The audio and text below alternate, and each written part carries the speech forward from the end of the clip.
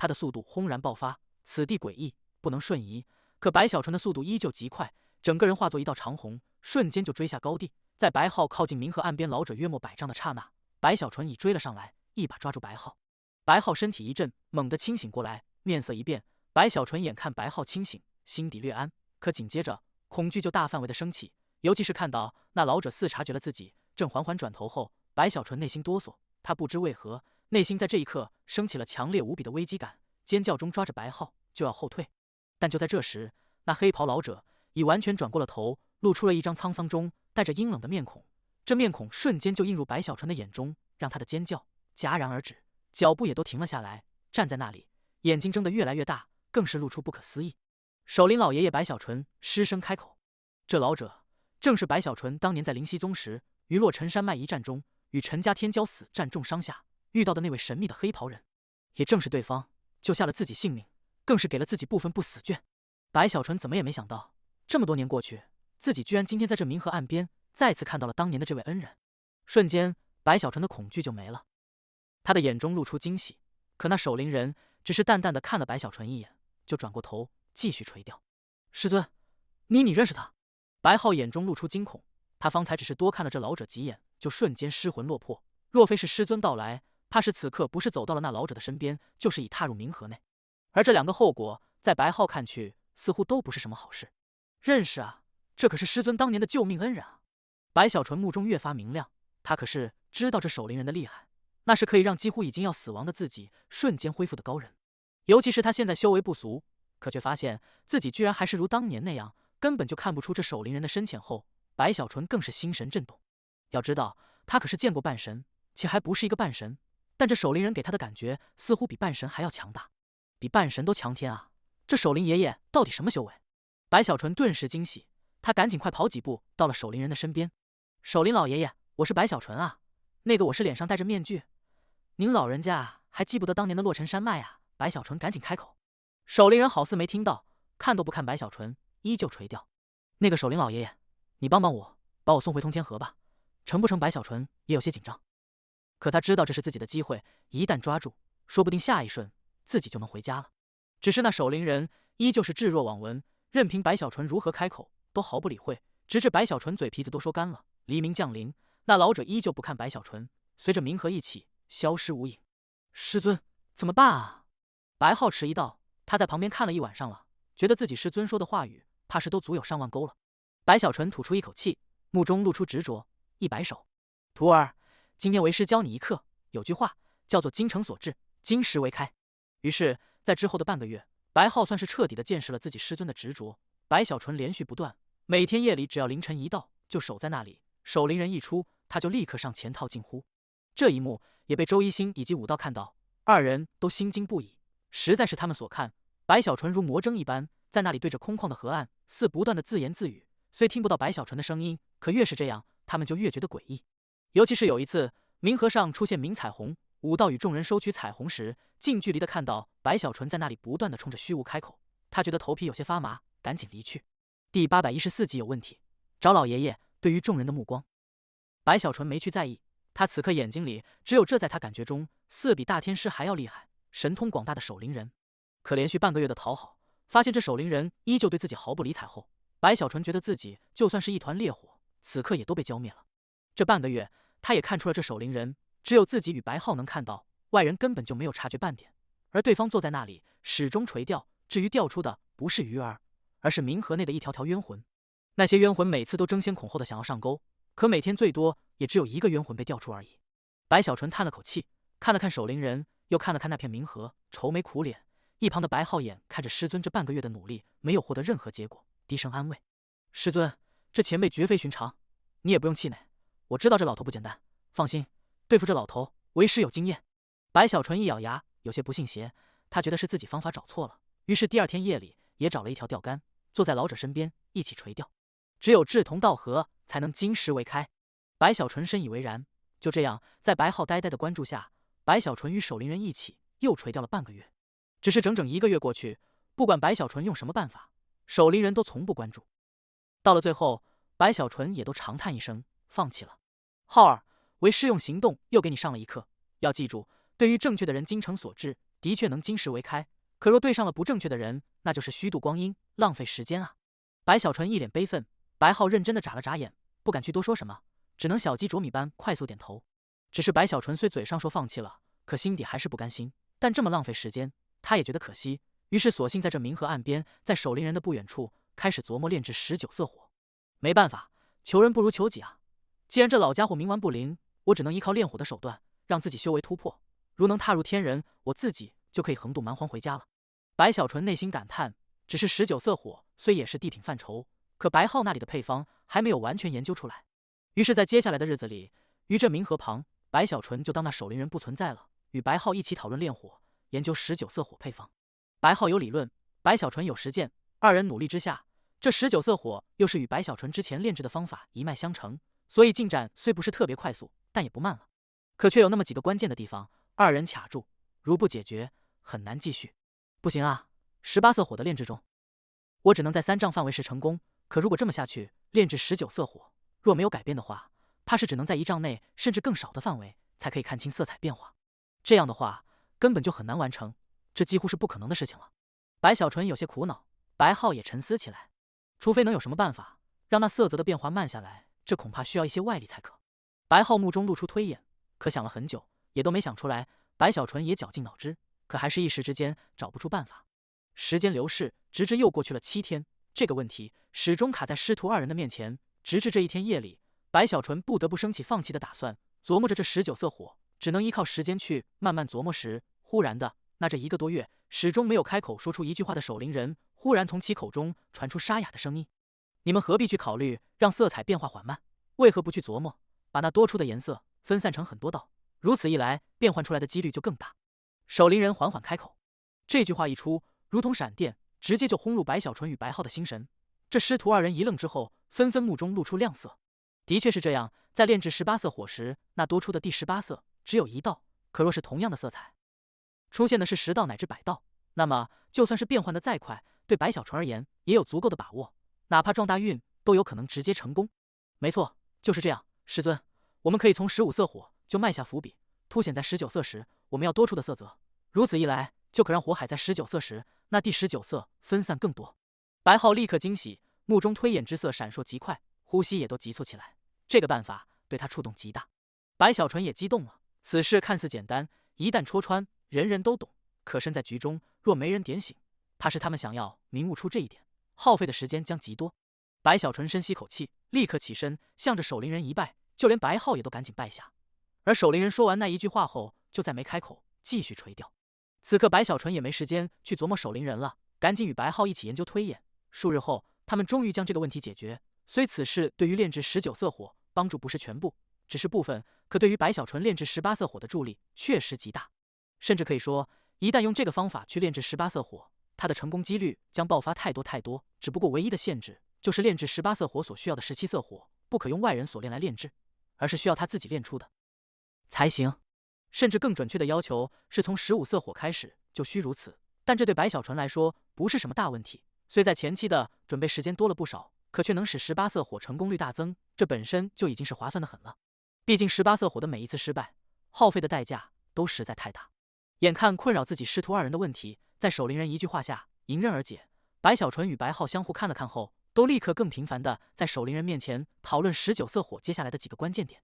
在10团18色火的融合中，这里面的波动与不稳将影响它们融为一体，融合后的压制与收缩也是很大的问题，需要怎么去限制一下，才可让我以如今的修为也能去勉强做到。还有不知道19色火有没有雷劫啊？这种种问题不断的从师徒二人口中说出，每次开口后，他们都偷偷看向守灵人，若守灵人还不说话，他们就反复围绕这个问题研究讨论，直至守灵人似无奈之下，又提点了几句。他的话语每每都让白小纯与白浩狂喜，所有问题似乎在守灵人那里都可迎刃而解。甚至按照守灵人所提供的思路，白小纯觉得自己的炼火造诣也都提高了不少。而白浩在理论上本就极高，他的触动比白小纯还要大，每次守灵人的话语都如同闪电，让他举一反三之下，对于这19色火的配方创造起来越发得心应手，配方也越来越完善。甚至他已经摸索到了量身定制的境界，所创造的配方是据白小纯的修为，根据他的神识，根据他的优势，专门为白小纯打造。可以说，这整个蛮荒也只有白小纯能按照这配方炼制，其他人就算有了配方，也都炼不出来。时间流逝，很快又过去了数月，白小纯已经沉浸在炼火中，与白皓一起，不说废寝忘食，也相差无几。他们的炼火造诣更是节节攀高，与日俱增。眼看这对师徒二人在炼火上突飞猛进，短短数月的时间，收获之大难以形容。守灵人虽依旧面无表情，可那没人能看到的目中深处却有笑意一闪而过。这些日子，他看似没理会白小纯与白皓，可实际上他的心神更多的时候不是在垂钓，而是在观察白小纯与白皓。看着这对师徒彼此讨论中，白皓无意间露出的对其师尊的崇敬以及亲情，看着白小纯言辞里自己也都没察觉到的对弟子的喜爱，这一幕幕让守灵人眼内的笑意更多了一些。第815集突飞猛进。时间一晃，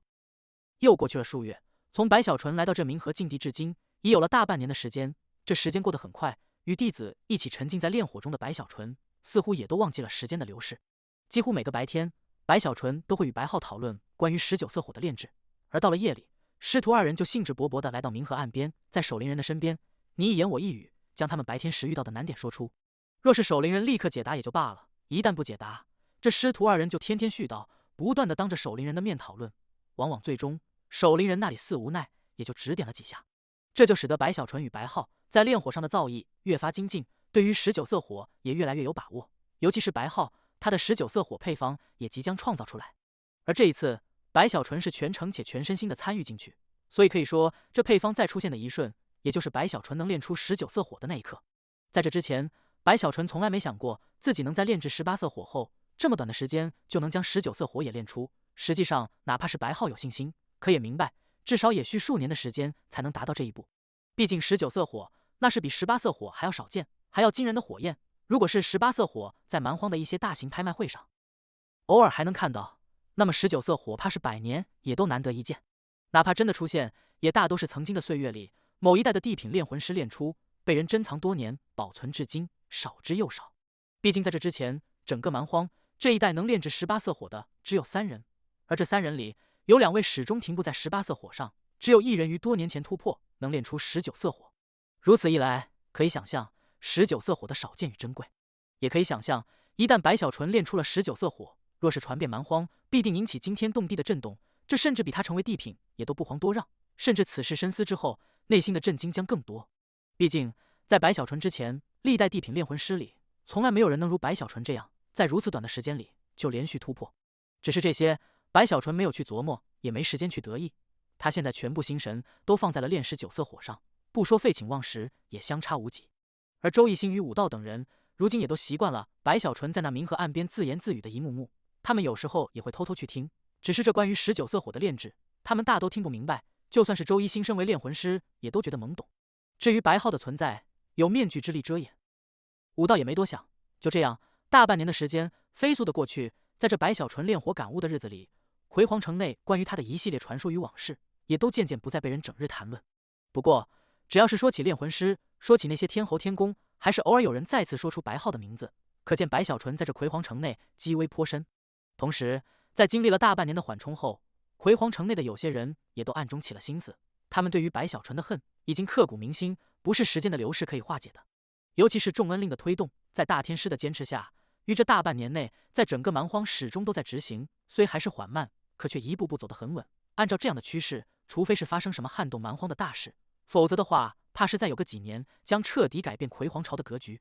这种改变对葵黄朝来说是好事还是坏事，没人说得清楚。但从表面上看，虽权贵家族被肢解，凝聚力不足，但绝大多数的庶子以及平民都奋发图强，奋勇争先，蛮荒整体的战力提升却是无可置疑。在这种种原因之下，也就使得一些人，例如嫡系，铤而走险，要对白小纯不利。可诡异的是，那些人暗中派遣的，试图潜入冥河禁地的死士，竟全部失踪。他们的失踪，武道众人没有半点察觉，甚至都不知道有人来过，更不用说周一星了，就连白小纯自己也都不知晓。冥河禁地中，在这段时间，所有带着恶意的外人之人全部失踪，这就让那些心中有鬼的权贵们纷纷心惊之下，不敢再有什么举动。而白小纯的炼火也就更加的无人打扰。就这样，又过去了数月。这一天深夜，在那冥河岸边，白皓激动无比，目中露出兴奋之芒。一旁的白小纯也是如此，振奋中身体都颤抖起来。成功了，师尊，我们成功了！19色火的配方被我们创造出来了。这是独属于师尊你的配方，外人就算有此配方，也都不可能炼出19色火。整个天地能依靠此配方炼出19色火的，只有师尊你。白小纯激动中，觉得这近1年的时间对他来说是在炼火造诣上的一次蜕变，而这一切守灵人的指点起到了极大的推动作用。多谢守灵老爷爷。白小纯深吸口气，向着守灵人一拜。白浩那里也激动中，跟师尊一样拜谢守灵人。守灵人面无表情，依旧垂钓。不过白小纯与白浩早就习惯了守灵人这样的神情，此刻振奋下，这师徒2人讨论一番，确定了炼制19色火的细节后，白小纯立刻就平复了下心绪，稳定住心神，竟直接在这冥河岸边开始真正意义上的炼制19色火。19色火，没有魂火劫，这是守灵人在半年前告诉白小纯的。对于守灵人的话语，白小纯现在是深信不疑。况且他琢磨着，就算真有魂火劫，有守灵人在身边，他怕个鸟。这种自信延续到了炼制19色火中，使得白小纯这里目光炯炯，双手掐诀下，立刻就有大量的15色火出现。这些15色火都是他这近1年里通过与白浩的探讨重新炼制出来。至于炼火所需的材料，白小纯当初成为地品后，天下皆知，虽失去了监察使的身份，也无法继续抄家，可前来拜访的炼魂师数之不尽，络绎不绝。那些炼魂师拜访时都会准备大礼，如司马涛、孙一凡等人更是其中的佼佼者。如此一来，白小纯当初离开魁皇城时，他的收获之大，不比抄家少哪里去。再加上天舟的飞行中，路过任何家族，白小纯都要停顿一下。这一路同样有不少炼魂师拜访，直至到了冥河禁地，他的收获之大，自己都记不清楚多少了。这些收获也正是支撑白小纯眼下炼制19色火的根本。他定气凝神，先是从这15色火中不断的炼制，将它们都炼成16色。在这过程里，更是如打造地基一样，去为了最终的19色火服务，从而做出不同的改变，直至将那诸多16色火都炼到17色后。这种改变已极为彻底，使得白小纯双手猛地一晃，顿时取出10团17色火，在半空中很是随意的一按，轰鸣下，那些17色火就瞬间融合在一起，化作磅礴火海时，白小纯的压缩也随之展开。他似乎游刃有余，很是轻松的就将火海压缩到了5丈。在5丈的刹那，在其内色彩出现变换的瞬间，一切都如白小纯与白浩所预料的那样。这变换的色彩里，几乎80%都是那多出的第18色，根本就不需要去目光仔细捕捉。白小纯只是一扫，神识就轰然涌入，任凭这变换的速度有多快，也都对他毫不影响。刹那间，18色火海就出现在了白小纯的前方，右手随之一捏，天地轰鸣，一切火海都消失在了白小纯握住的拳头中。随着他伸开手掌，一团18色火清晰无比显露出来。这种轻松，这种顺畅，这种信手拈来的一幕，让白小纯得意的哈哈大笑。他对于接下来自己要炼制的19色火把握更大。第816集19色火没有停顿，白小纯立刻出手，开始第2次炼制。时间流逝，他用了整整1夜的时间，炼制出了10团18色火，全部成功，没有半点差错，没有任何失败。这一幕若是传了出去，必定震撼整个蛮荒，让无数炼魂师狂热无比。这在几乎所有人看去，根本就是不可能出现的事情，而现在却在这冥河岸边首次降临。之所以能做到这一点，凭着白小纯一个人根本就不可能，这里面配方的作用占据了很大的因素，而守灵人这大半年的指点又是重因，再加上白小纯的执着以及他对炼药方面的殊途同归，这才使得他这里在这一瞬完成了一个足以撼动苍穹的壮举。10次全部成功。不知是不是面具之力的遮盖，又或者是守灵人的缘故，18色火的出现并没有被除了白浩外的任何人察觉，只有白浩亲眼目睹了这一切，他的心情激动到了极致。他虽没看过师尊之前2次炼制18色火，毕竟第1次他不在，第2次他不敢显露，可现在在他看去，怕是整个蛮荒在炼18色火上已经没有人能与师尊相提并论了，哪怕是那3位神龙见首不见尾的地品也都不如。这种轻松随意所代表的境界是10次炼制，10次成功的惊天动地，是对18色火的掌控已经到了极致的表现。白小纯也振奋无比，但他明白这只是第1步罢了。炼制19色火，他需要10份18色火，这种量已经是一个让人无法估算的恐怖资源耗费。就算是白小纯这里目前倾家荡产，也都只能去真正尝试炼制1次而已。虽1次之后还能剩下一点，可最多也就是达到所需的1成罢了。难怪地品程度的火如此稀少，除了地品少见外，消耗也是重点。白小纯虽不知道其他地品炼魂师是如何炼制的，可以他如今的炼火造诣已有明悟，在这炼火上殊途同归，能炼出18色火乃至19色火，哪怕方式不一样，可代价怕是也差不了太多。白小纯沉下一口气，看着那10团18色火，他压下自己的激动，闭上双眼去调整自己的心神。他知道接下来才是重点。19色火研究了大半年，在白浩与守灵老爷爷的帮助下，这一次我一定要成功。片刻后，白小纯双眼蓦然睁开，露出金芒。他双手猛地一挥，顿时那10团18色火就轰然间彼此融在一起。这融合看似顺利，可实际上在这大半年里，白小纯与白浩这师徒二人仅仅是在这融合的环节上，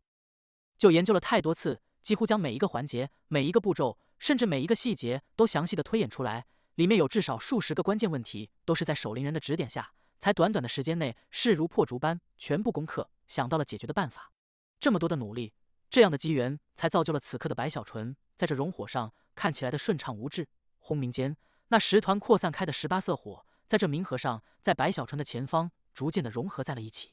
他的双手不断的掐诀，更是时而拿出一些单独的魂扔入火海内。这些魂虽非特殊，但却都是按照白小纯与白浩总结出的方法，用来调整火海的同时，使得火海融合更为完美，如同润滑一般。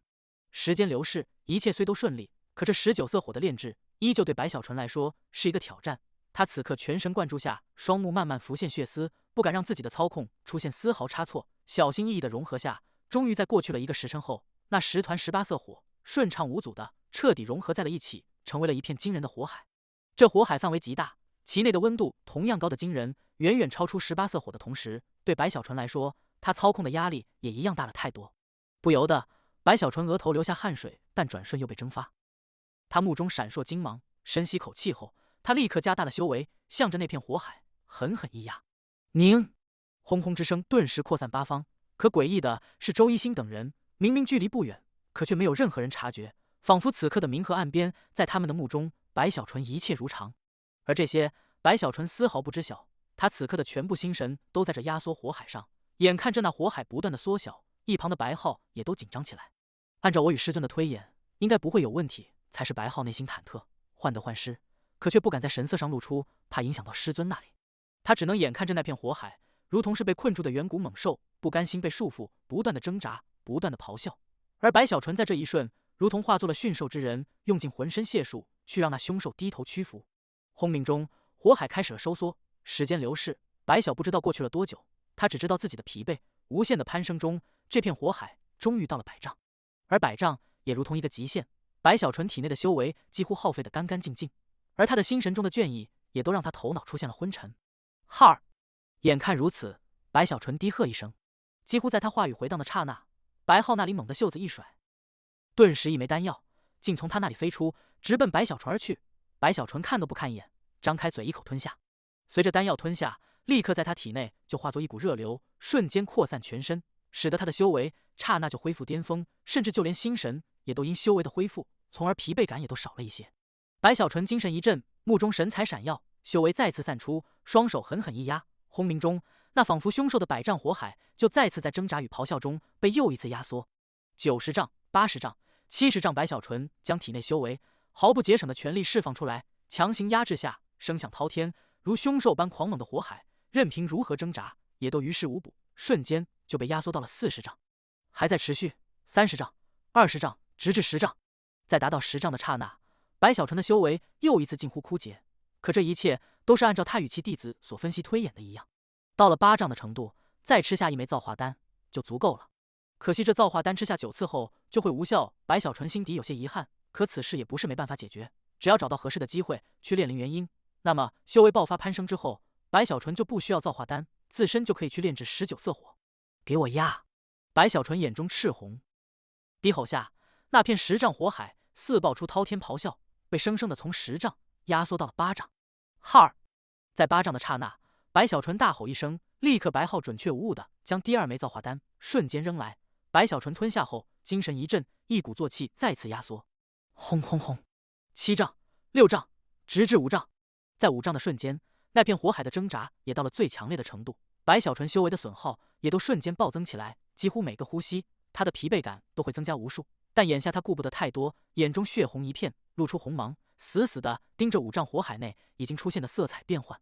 从15色火就开始着手的准备，在这一瞬没有让白小纯失望。那片火海中的第19种颜色不是1道，而是足有10道，这就等于是将成功率提高了大半，使得白小纯呼吸微紧中死死地盯着色彩变换。按照他与白浩的推演，他们甚至已经将这色彩变换的步骤也都分析出来了。看了也就是10个呼吸的时间，白小纯眼睛猛地爆出金芒，没有半点迟疑，神识之力骤然间就轰入火海中，没有丝毫差错的，直接就融入到了变换出来的那第19道色彩之内。轰轰轰！那第19道色彩瞬间光芒刺目，惊天而起，如同是困龙升天，与其他18种颜色刹那间就泾渭分明的争辉而出。成功了！白浩激动中喊了出来。白小纯的笑声也有些沙哑，可他的兴奋丝毫不减，右手猛地一抓，19色火，给我出来！白小纯大吼中，那片5丈的19色火海就轰鸣中直奔白小纯手掌，瞬间就被白小纯一把握住。在他握住的瞬间，火焰消散，只剩下了白小纯的手掌微微颤抖的出现在白浩的眼中。白浩也都紧张，尽管他不认为会失败，可这一刻依旧患得患失。直至师徒2人彼此对望后，白小纯深吸口气，慢慢的将手掌伸开。在伸开的瞬间，一团19色火清晰无比的出现在了他的手心内。19色火城第817集。白小纯19色火的炼制无人知晓，白小纯事后也察觉到了这一切，他不认为是自己面具的遮掩，显然这一切都是守灵人的相助。同时，在白小纯将19色火炼制出来后，守灵人也失踪了，再没有在冥河流金时出现过，仿佛他这近1年来的存在就是为了来指点一下白小纯与白浩。如今看到白小纯已成功炼制19色火，似乎觉得没有必要再留下了，于是离去。只不过在其失踪的前1夜，他没有如往常一样少言寡语，而是在炼火上说了很多。所以在他离开后，白小纯与白浩虽有些不大适应，可仔细的研究了守灵人的指点后，他们对20色火也都有了思路。师尊，守灵老爷爷的指点让弟子有极大的触动。那20色火身为地品巅峰才能炼制，虽更为困难，可弟子有一定把握，将其配方为师尊量身创造出来。接下来的一段时间，弟子要闭关了，师尊，您照顾好自己。白浩向着白小纯抱拳一拜，看着他，白小纯深吸口气，拍了拍自己这弟子的肩膀，点头后，白浩化作一道魂芒，消失在了魂塔内。时间再次流逝，又过去了几个月，守灵人不再到来，白浩又闭关。白小纯在这几个月里，因炼火材料不够，也就没法尝试。不过在脑海里推演，始终没有结束。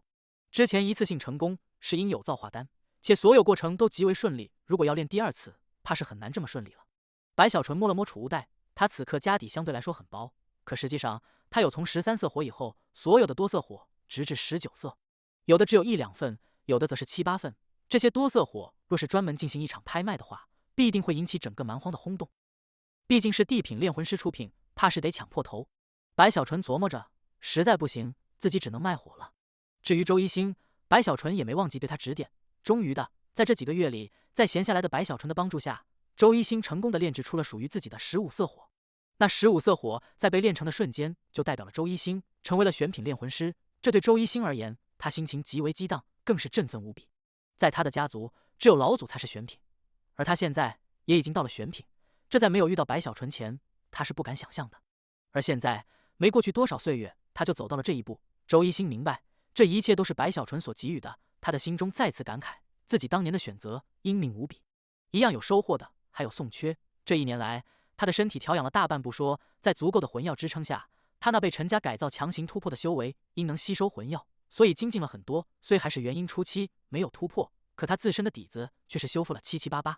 虽然这一生成为天人的可能性已经不大了，但这底子的恢复似乎又给了他希望，使得宋缺对于白小纯这里更为感激的同时，也再次下定决心，在蛮荒要紧紧抱住这条大腿。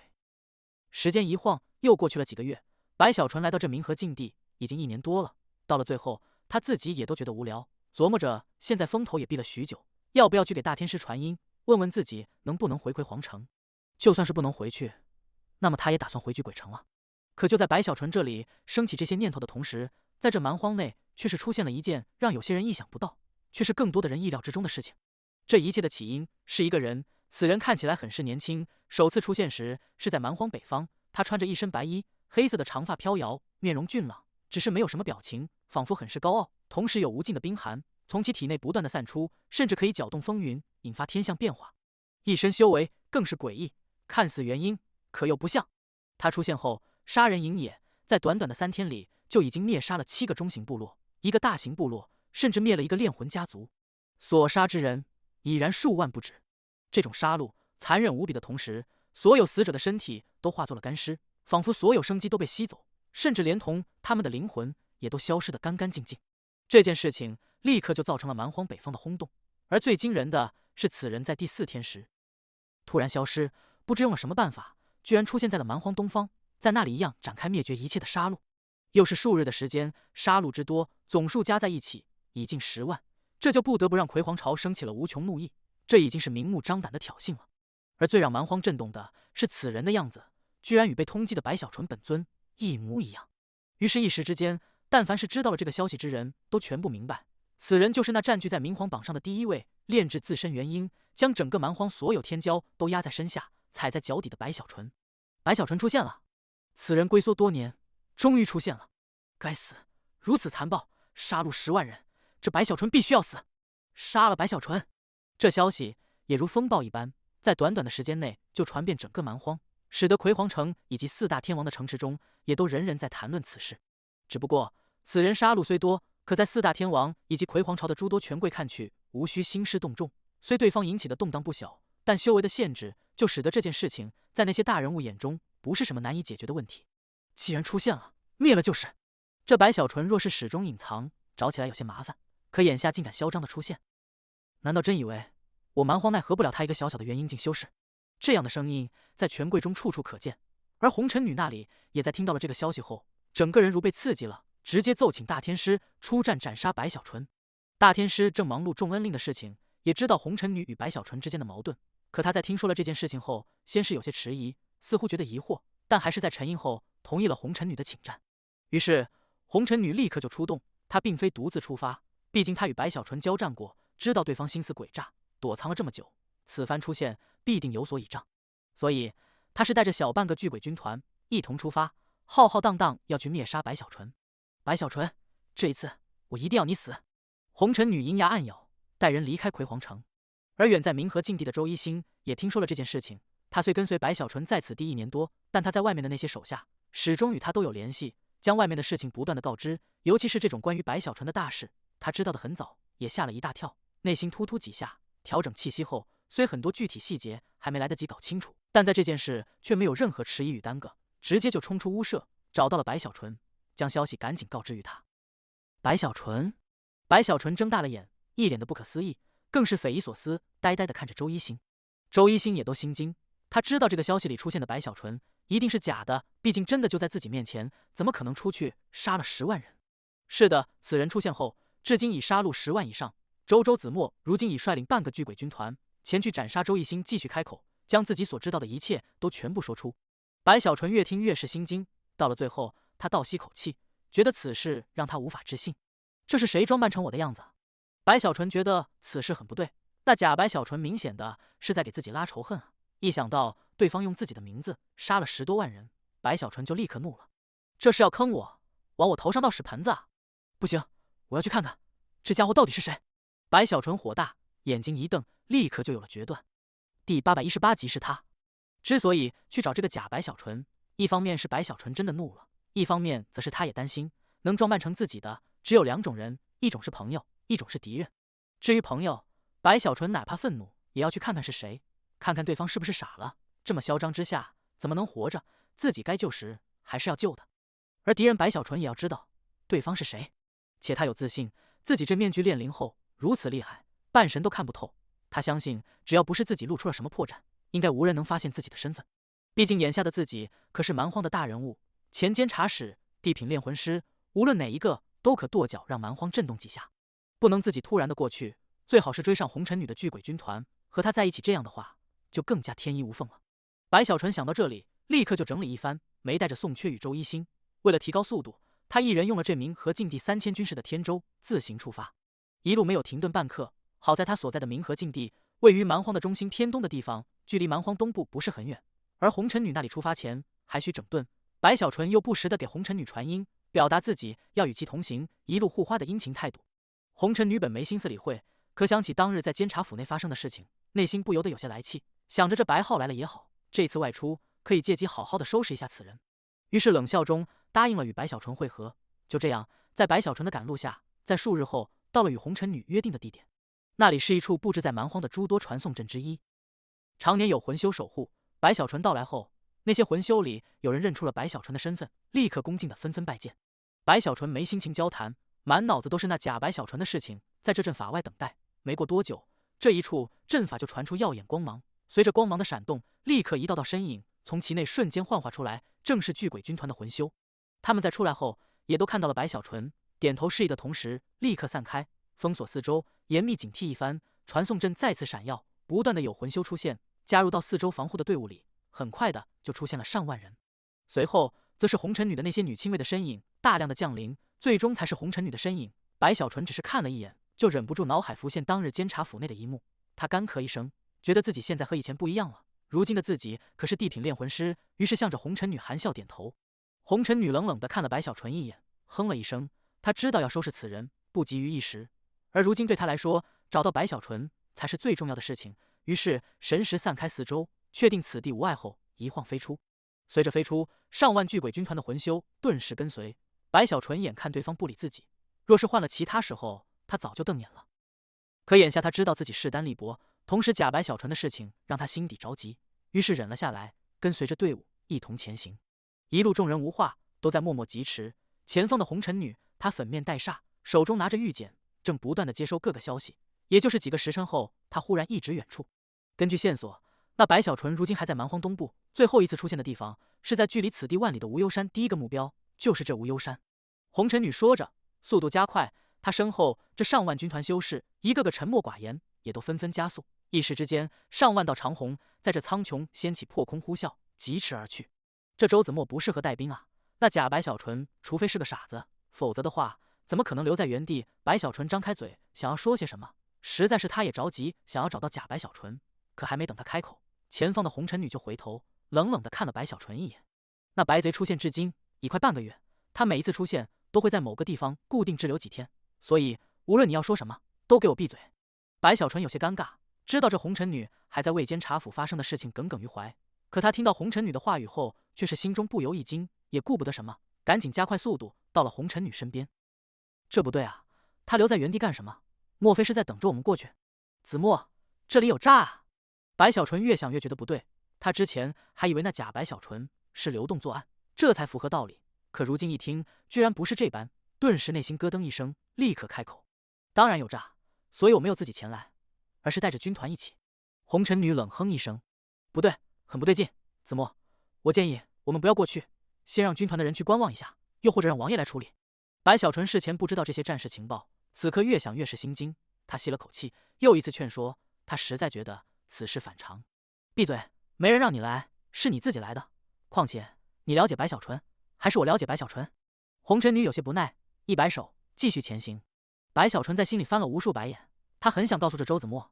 你还真的没有我了解白小纯，因为我就是白小纯。可这话他怎么能说？只能内心升起一股邪火，看着红尘女远去。实际上，红尘女也不是没有提防，相反，她认为自己的准备很充分，而她对那位白小纯恨之入骨，想要灭杀之心已到极致，且她很有自信与把握，就算是那白小纯有什么三头六臂，或者是什么埋伏的手段，她身为天人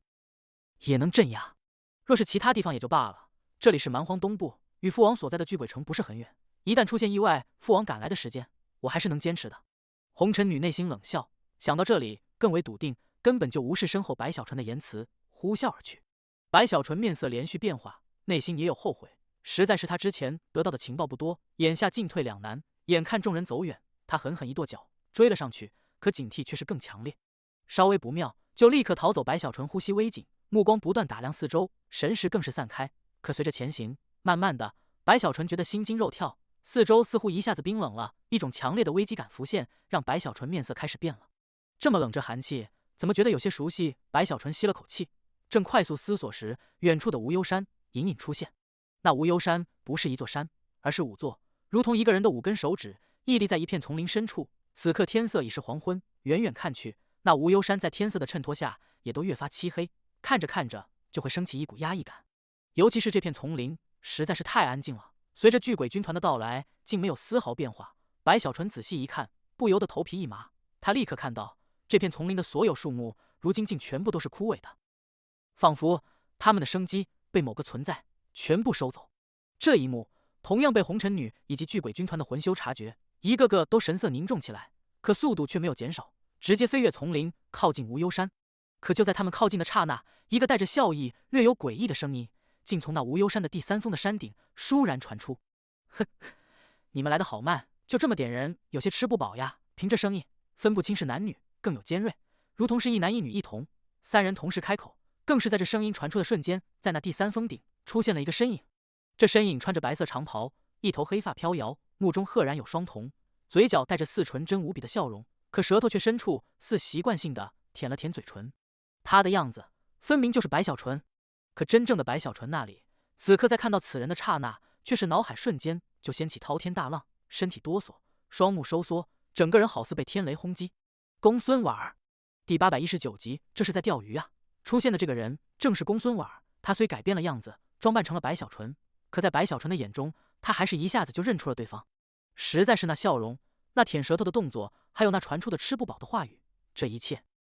如同天雷，在白小纯心神内不断的爆开。他的脑海瞬间就浮现出了当年在那藏宫迷地内那恐怖的无法形容的一幕幕。鬼白小纯内心哆嗦，要不是极力控制，他都差点尖叫出来。当年的藏宫迷地，这公孙婉儿已经与白小纯摊牌了，使得白小纯认出了对方正是陨剑深渊里抱着小熊的小女孩。还有雷山。白小纯想到这里，赶紧看去，刹那间他就看到在公孙婉儿的身后，此刻慢慢走出了一尊身体极为魁梧、高大无比的身影。那身影全身上下赤红一片，没有丝毫皮肤，面无表情，如同不知道疼痛，默默地站在那里时，他身上散发出的气息却极为恐怖，正是陨剑深渊内被小女孩抓住后剥去了皮的雷山。白小纯心里越发哆嗦了，他可是知道这公孙婉儿的可怕，也丝毫不认为红尘女能与公孙婉儿一战。此刻赶紧取出玉简，正要传音，却面色再变，发现这玉简居然无用了。这就让白小纯制住了呼吸，慢慢的想要后退。他觉得那公孙婉儿应该还没认出自己，而逃走去通知巨鬼王，则是如今唯一的选择。可就在白小纯这里准备逃走时，红尘女双目眯起，右手虚空一抓，顿时一座红莲幻化出现。白小纯，你终于肯出现了，受死！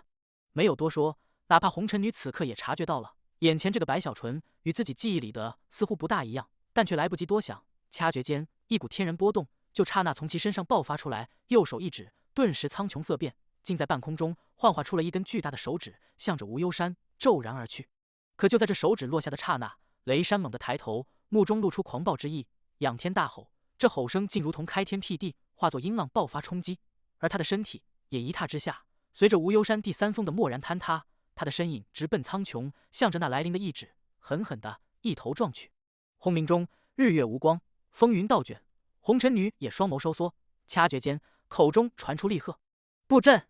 顿时，那上万巨鬼军团的魂修就瞬间四散开来，将无忧山包围，彼此形成大阵，要去封锁四方的同时，展开阵法之力。白小纯为了不引人注意，也赶紧散开，找了个魂修跟随在其身边，使得自己不是那么的出奇。可就在这时，那崩溃的无忧山第三峰内，公孙婉儿的身影瞬间一闪，出现时不是在红尘女那里，而是到了包围阵法的一个结丹魂修的身边。他的速度奇快，身影诡异无比，出现后没等那个结丹魂修反应过来，公孙婉儿就猛地一吸，这一吸之下，顿时那结丹魂修身体颤抖，竟肉眼可见的在眨眼间就枯萎下来，更有魂芒从其七窍内冒出，最终成为了一具干尸。他的生机，他的魂魄，他的一切都在这一瞬被公孙婉儿吸走。一声轻笑在这战场内回荡时，所有人都心神狂震，白小纯心头更是狂跳，心底尖叫一声。至于红尘女，更是面色大变，掐诀间天人之力更强，一晃之下向着公孙婉儿就追杀过去。但他刚一飞出，雷山那魁梧高大的身影竟如山峰一样降临，阻挡在了红尘女的身前，右手抬起，一拳轰出。轰鸣间，这雷山竟与红尘女直接站到了一起，他的身体似无坚不摧，任凭红尘女的术法降临，巨响惊天动地。可他神色如常，没有退后丝毫，依旧冲击。该死！红尘女面色接连变化时，公孙婉儿的笑声回荡。他的速度极快，在这上万魂修中不断的穿梭，每一次临近一人，都是一吸之下，对方立刻就化作干尸。而随着不断吸收，公孙婉儿身上的气息竟越来越强。还是你们这些人的气血与修为足够。之前那些部落里的土著，三魂七魄都不全，吸收100个才比得过这里的一个。公孙婉儿的声音忽近忽远，诡异无边。四周的巨鬼军团魂修此刻也都全部面色惨变，他们骇然地发现自己的阵法竟没有半点用处，甚至施展出的神通落在那公孙婉儿的身上，对方根本就毫不在意，依旧杀来。所过之处，无人是他的对手，只能眼睁睁地看着自己身边的同伴一个个化作了干尸，被吸走了全部。这一幕太可怕了，短短的时间内，上万人中居然有数百就这么的成为了干尸。而更惊人的是，这公孙婉的吸收似达到了一个蜕变的程度，他竟笑声中身体不再诡异挪移，而是头发一甩，顿时他的头发就刹那扩散，直奔四周上千人，任凭他们如何抵抗，如何闪躲，也都于事无补。眨眼间就各自被那一根根头发钻入了眉心中，一息之下，这上千人几乎同时发出凄厉的惨叫，身体剧烈抖动中全部都成为了干尸。而那公孙婉，他的面色也都一下子红润起来，目中跃动着奇异之芒。还是啊！这一幕让余下的巨鬼军团魂修全部骇然失色，纷纷倒退开来，这根本就不是他们可以抵挡的存在。此刻的后退没有半点迟疑，而白小纯也在人群内，他的心肝都不停地打颤了。好在白小纯早就警惕，有心闪躲，那公孙婉似乎还没有注意到白小纯的身影。眼看公孙婉头发从那上千干尸上收回，在八方蠕动，似还要继续扩散。红尘女的胸口起伏，她的眼睛发红，双手掐诀间，她的身后竟出现了一尊巨大的身影，这身影与她一模一样，如同法相。给我滚开！红尘女一声低吼，她身后的法相也目中带煞，瞬间掐诀，整个法相光芒万丈，竟在半空中化作了一根红色的长矛，直奔雷山而去。任凭雷山如何抵抗，也似乎都无法阻挡。轰鸣间，这红色长矛就直接碰到了雷山的身体，从其胸口直接穿透而过，更是带起雷山，直奔那座无忧山。刹那就轰在了山上，一片血色红芒随之爆发，惊天动地中，整个无忧山全部崩溃，四分五裂，甚至掀起了更大的波纹冲击，让这整个丛林也都刹那间化作飞灰。不但如此，那长矛所落之处，更是出现了一个巨大的深坑，雷山躺在深坑内一动不动，其胸口有一个头颅大小的窟窿。而红尘女在施展了这个神通后，呼吸也都急促了一些，面色微微苍白，但却没有迟疑，凤目煞气更为浓郁，直奔公孙婉。这一幕让四周众人都立刻振奋起来，似看到了希望。可白小纯却暗自吸气，他知道雷山只是个傀儡而已，这傀儡如今都让红尘女需展现如此神通才可斩杀，那么公孙婉怕是更难杀了。看看情况，如果红尘女占优势，我就出手相助；如果不行，我就劝大家逃走。白小纯内心紧张，他原本是打算立刻逃走，可却有种预感，除非大家一起逃，否则的话，自己一旦转身逃遁，怕是立刻就从不被注意，变成被公孙婉盯上。一想到自己要是被公孙婉瞄上了，且对方居然还是装扮成自己的样子，这里面的问题，白小纯此刻若还想不明白，他也就白白修炼了这么多年。他这是在钓鱼啊，是要钓我啊！白小纯想到这里，头皮麻的就要炸开，心肝狂颤，心里后悔不迭。第820集激战，白小纯心惊肉跳，他算是看出来了，那雷山比以前强大了不知多少，可代价也是惊人。不管如今的雷山是不是被红尘女斩杀，可很显然，当年的他就已经战死了。死人还能再死一次？白小纯胆寒的吸了口气，仔细的看了眼雷山尸体所在之地，可没发现雷山有什么动作，反倒是红尘女此刻与公孙婉斗法极为激烈。尤其是红尘女此刻也已意识到，今日一战怕是遇到了劲敌。此番出手时，一道道红芒从其双手掐诀中不断的飞舞，所过之处，虚无都好似被破碎。更有法宝红莲环绕，时而无数花瓣扩散四方，又急速收回，使得其四周一定范围天人之力震荡，灭绝一切。这还是其次，最重要的是红尘女那天人修为下形成的威压，这威压可以让元婴修士如同背负大山，无论是肉身还是心神，都要承受极大的负荷。若是换了其他对手，怕是此刻根本就支撑不住，早在天人术法下形神俱灭。可那公孙婉却非常人，他的术法诡异，全身散出一圈圈黑色的光环，这些光环每一次破灭，都会让红尘女全身有生机被吸出。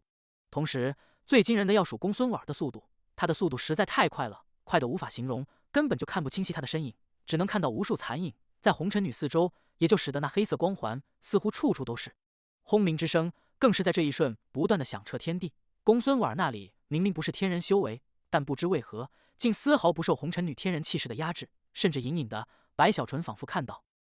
在公孙婉那诸多残影的背后，仿佛有一尊巨大的法相。这法相也是一个女子，穿着一身黑袍，相貌绝美的同时，目中更有睥睨天下、傲然苍穹之意。二人的交战都是近距离的交错，随着术法碰撞的轰鸣巨响，他们之间更是极为凶险，不断的有波纹冲击，与二人交手之处扩散四方，使得白小纯等人根本就无法靠得太近。他还好一些，但其他人若有靠近，全部都面色厉变，会身体被某种吸力直接吸出大量生机，几个呼吸就会黑发成为白发。靠近之人都如此，就更不用说与公孙婉交手的红尘女了。她的面色极为难看，甚至都没有时间去开口，他的全部心神都放在了这一次的斗法中。实在是他眼中的这个白小纯，其强悍的程度超出了他的预料，甚至这一番出手，他找不到当年丝毫的痕迹。若非是在他的感受里，对方与白小纯无论是样子还是气息都是一致，他怕是都会认为对方不是白小纯，实在是与他记忆的白小纯相差太大。尤其是他的神通似乎对眼前之人造成不了什么伤害，可对方那黑色的光环一次次的碎裂，都会撼动自己心神。他绝不是元婴。红尘女越战越是心惊，而公孙婉儿从始至终都是脸上带着诡异的笑容，目中闪烁奇异之色，时而舔着嘴唇，似觉得红尘女很美味，想要将其吞了的样子。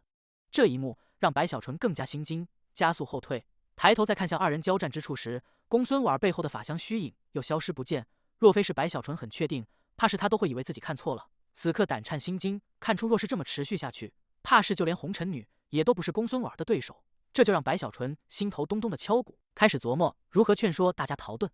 可就在这时，战局出现逆转，红尘女眼中煞气弥漫，身体一跃后退。公孙婉笑了一声，正要靠近，可却忽然神色一变，竟陡然倒退。但就在他倒退的刹那，后退飞到半空中的红尘女，她的胸口急剧起伏，她的目中露出疯狂，体内的天人波动再次爆发。轰鸣间，这片范围的苍穹好似被撼动，她的意志融入天地，如同化作了这一片天地的主宰。白小纯，今天你必死无疑！红尘女斥喝一声，似下了某种决心，双眸露出果断，右手猛然抬起，掐诀间，其面色瞬间苍白一分，竟有一滴鲜血从其抬起的右手食指的指尖上骤然出现。此血流光四溢，如同至宝。在出现的刹那，就让天地色变，显然绝非寻常。这是红尘女的术法，连同自己的修为以及生命凝聚而出的法血。虽不是魂血，但这法血却蕴含了红尘女这一生修炼所感悟的天地大道。此刻出现后，立刻在红尘女的手中幻化成了一只血色的长矛。仔细一看，似乎比之前灭杀雷山的长矛还要惊人。在出现后，在公孙婉面色变化中，在白小纯这里内心升起希望的瞬间，红尘女一把抓住长矛，向着公孙婉猛地一甩，嗖的尖锐破空声伴随着轰鸣。这长矛掀起一连串的音爆，似穿透了虚无，在出现的刹那就直接到了公孙婉的近前，闪电般呼啸而过。可公孙婉的速度此刻一样爆发，竟险之又险的避开了这长矛。轰鸣间，此矛大半刺入到了地面里。白小纯吸了口气，这长矛给他的感觉极其危险，心底却在叹息，大为可惜长矛的落空。但就在公孙婉退后，试图远离那让他觉得有些不安的长矛时，半空中的红尘女眼中爆出赤色，竟在他的右手中指尖上再次出现了一滴鲜血。那是第二滴法血。幻化第二把长矛再次呼啸而去，随后是无名指、小拇指，直至大拇指。眨眼间，4根长矛流星般降临，虽都被公孙婉以那诡异的速度避开，可却都有大半刺入到了地面里，形成了一个半圆。这半圆如同界限，使得公孙婉神色变化，猛地冲出，想要远离时，第6支长矛、第7支直至第10支长矛从红尘女左手的5支法血上纷纷出现，轰鸣而去，速度之快，抢在公孙婉前方，一一刺入地面后，再次形成了一个半圆，与之前的5支结合在一起后，形成了一个完整的圆圈。做完这些，红尘女的呼吸急促了很多，胸口剧烈起伏着，面色也是苍白无血。显然这以法血形成的术法，对她而言也都透支不少，可作用也是极为惊人。公孙婉神情变化，想要冲出，可刚一靠近长矛，他立刻就全身升起黑气，仿佛被腐蚀一般，让他身体猛地退后。这一幕被4周巨鬼军团之人看到后，一个个立刻惊喜，纷纷上前要去相助，而白小纯也振奋了，随之上前。可就在这时，被困在圆圈内的公孙婉猛地抬头，死死地盯着红尘女，发出一声凄厉的嘶吼。这嘶吼带着尖锐之音，更是穿透一切，使得4周靠近的众人全部脑海轰鸣，纷纷抱头痛叫。而那10支长矛居然在这一瞬传出咔咔之声，竟出现了裂缝。红尘女面色一变，但却没有惊慌，凤目煞气弥漫，双手飞速掐诀，向着组成圆圈的10支长矛一指，猎杀。话语一出，立刻那10支长矛就血光滔天，居然全部拔地而起，直奔中间的公孙婉，速度之快超越一切，更是不断的穿梭，刹那就穿透了公孙婉的身躯，没有停顿，依旧来回穿梭。白小纯只能看到无数的红芒在公孙婉身上不断的爆出，组成了一道血色的大网，似要将公孙婉挫骨扬灰，形神俱灭，使得其内的公孙婉凄厉的嘶吼越发的传出。这一幕立刻就让白小纯为之一振，又有些凛然。他觉得红尘女似乎又强大了一些的同时，也感受到这一战似乎已经出现了胜利的曙光。四周所有人，甚至包括红尘女在内，都这么判断，甚至不少都松了口气。只有白小纯心底隐隐的又觉得似乎这样太残忍了。毕竟这公孙婉儿似乎也没伤害我。第821集看不到我。白小纯这里迟疑时，忽然的，那被10只长矛穿梭了不下数百次的公孙婉儿，她的身体鲜血弥漫，似乎要崩溃开来。而她那凄厉的声音也在这一瞬猛地强烈无比，更有一股惊人的波动似要从她身上爆发出来。这一幕顿时就让众人的心又猛地提了起来。白小纯死！半空中的红尘女也心底一惊，她狠狠咬牙，猛地咬破舌尖，喷出一口鲜血，掐诀一指，顿时那10只血矛速度刹那爆发，比之前更快的同时，竟纷纷自行的燃烧起来，如同燃血淬火，使得血矛的威力也暴增。轰鸣间，那10只血矛先后微顿，最终同时的轰在了公孙婉儿那颤抖似要崩溃的身躯上。在碰触的刹那，10只血矛全部爆开，形成了一股灭绝之力，直接就将公孙婉儿彻底淹没在内。肉眼可见的，公孙婉儿的身体瞬间4分5裂。这最终的爆发威力实在太大，就算是红尘女也都有些操控不好分寸，使得天人波动不断的扩散时，在这八方都形成了风暴，哪怕是军鬼军团的魂修也都被余波横扫。不少人喷出鲜血，身体倒退，更有一些直接被卷起。白小纯倒是没觉得怎么样，可不想让自己看起来那么特殊，于是也惨叫一声，身体猛地向后卷出，踉跄中摆出一副险些站不稳的样子。可小眼睛却是带着喜悦与复杂交错的目光，不断的看向公孙婉儿身体4分5裂的地方。就这么的死了？不会这么简单吧？白小纯心跳出的加速，隐隐觉得似乎不太对劲。而此刻，四周人的喜悦之声回荡开来。红尘女也面色苍白，勉强的笑了笑后，深吸口气，正要去看看死亡的白小纯身边有没有遗物。可就在这时，突然的，她面色骤的大变，猛地倒退。你……她声音刚出，瞬间就从公孙婉身体崩溃的地方爆出了一道冲天血芒。这红芒内散出无边的邪恶以及浓郁的血腥气息，甚至还有无法形容的冰寒以及滔天的愤怒疯狂。